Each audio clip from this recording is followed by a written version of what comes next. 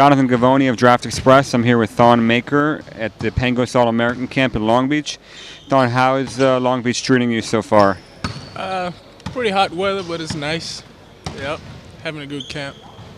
What was your goal coming into this week here? Start off my engine right for the Elite 100 camp and the NBA Top 100 also. For people that might not be familiar with you, what can you tell us about your background? Well, I'm from Australia, from South Sudan, also from there. And then right now living in Virginia, Martinsville, Virginia. Yeah.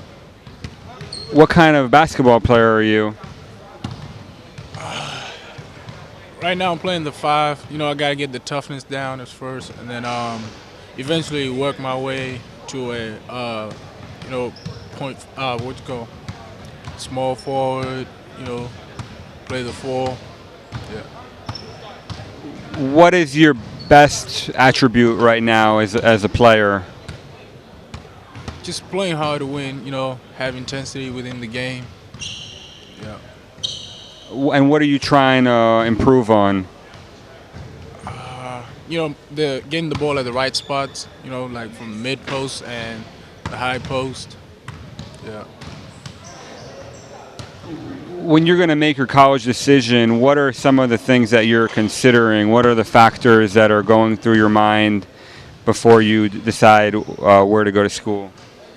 First off, it has to be you got to see the coaching perspective, and then you can look at what type of school it is, and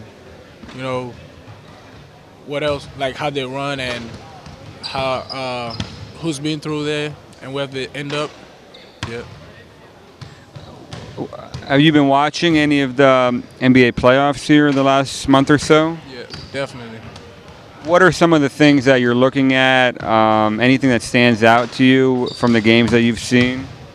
Well, some games have turned out to be where, one guy takes over and, just win it for the whole team. And, some teams, run really well together and, run their stuff like San Antonio, they're getting old, so, everybody has to chip in. Yeah. What about in terms of the individual players that you're watching?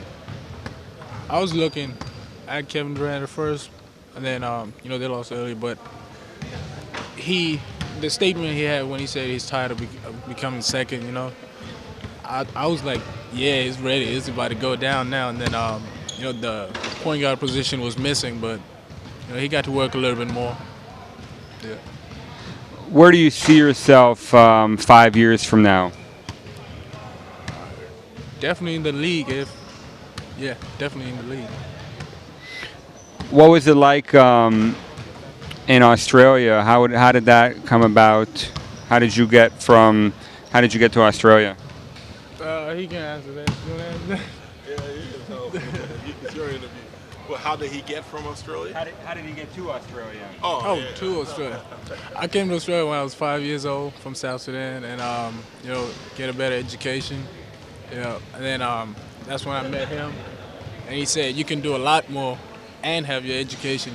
Play basketball at the same time and become great. So I said, let's do it. At first, I didn't want to go along with it because education is pretty important to my parents. So then I met him, and then from there on we started working. Yeah. What happened to your Australian accent? I never had it. Don't say it. Don't say it. I can give you a good eye.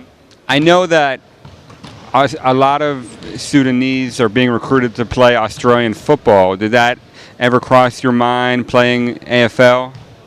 Not while I was there, but yeah, I hear that right now. Like, a lot of people are looking for these tall guys because they can really contribute. Like, they can catch and jump.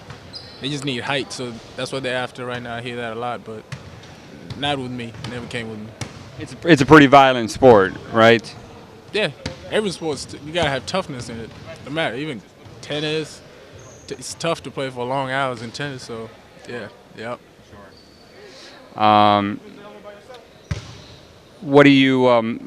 What's the thing that you like the most about the States since you've moved out here?